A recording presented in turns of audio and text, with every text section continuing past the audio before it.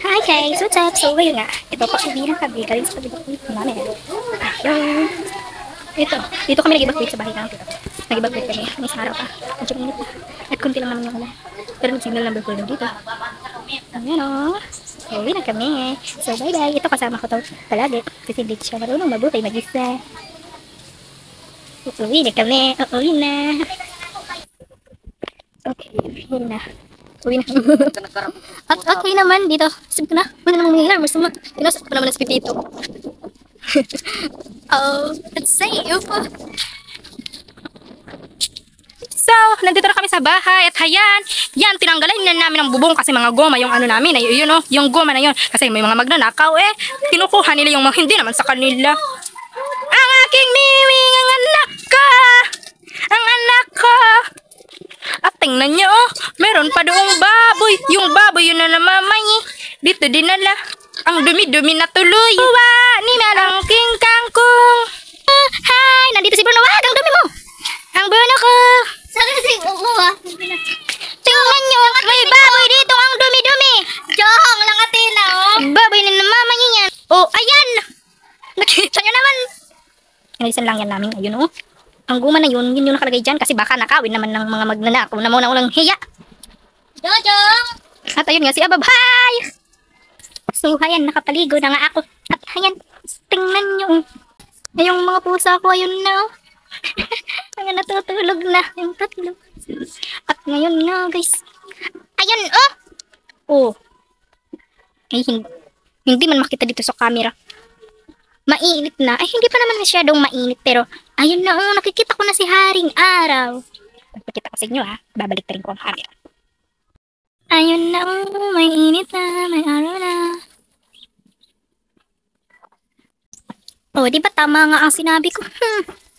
Hindi talaga ako nagkamali. Dati naman nung Nika, sabi ko na, hindi yung tatama dito sa amin. Oh, di ba, hindi dito sa amin tumama. Tapos yan, si Pipito my friend. Oh, di ba? Hindi din, parang normal na ulan lang yung dala niya. And thanks to God. At yun lang ang nangyari. At wala kaming masyadong lilinisin. Aayusin lang namin yung mga gamit namin na nakatambak doon sa loob.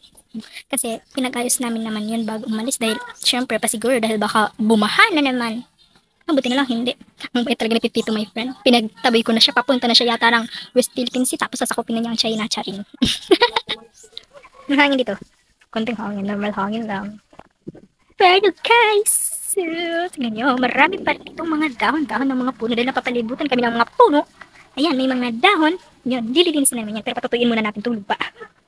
And, of course, thanks God talaga at hindi lumakas si Pipito my friend. Dahil kung hindi, oh my goodness. Marami na naman ang aming aayusin. Ito nga ang kamay ko, hindi pa natapos magbakbak. Dahil sa paglalaba na dinulot ni Christine. Ayan o, kung makikita yung bahay namin, silyarong-silyaro yan. Pinagyan namin yung mga bintana ng pangharang. Kasi baka pasukin. Sobrang hangin. Pati na lang masasamang loob. Ayan o. Pero wala kang ilinagay sa bubong. Ay, doon yata sa ibang part. Tingnan natin. Ayan. Dito namin nakasarap pa. Hindi ko kasi kaya mabuksan. May alarm rin dyan na nakasara doon. Maputik doon. Hindi pa pumunta. Ayan. Nakikita niyo naman paligid. Ayun mo. Meron pang baboy mga na-rescue. Kasi yan. Hindi naman na-rescue pala. In-evacuate ang bobo. At yun. Kung makikita niyo ang parang konti lang yun. Yan yung baboy. In-evacuate kasi. Akala kasi namin tulad ng Christine. Hindi naman. Sabi ko na tama ko. Ayan o. Diba? Parang normal lang talaga. Ito ang daan. Tuyo. Pero medyo makulimlim pa ang paligid.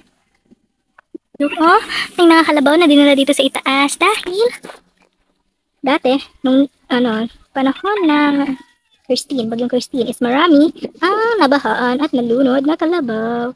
Pero siguro ang mga mayari. Doon, may nagtatraktura na. Mga nakaready ng mga na to para taliman ng palay. So, ayun nga, parang normal lang talaga yung nangyari. Pero guys, yung mga tao, nag-prepare talaga sila ng husto. Kasi, akala nila matutulad naman nung Christine.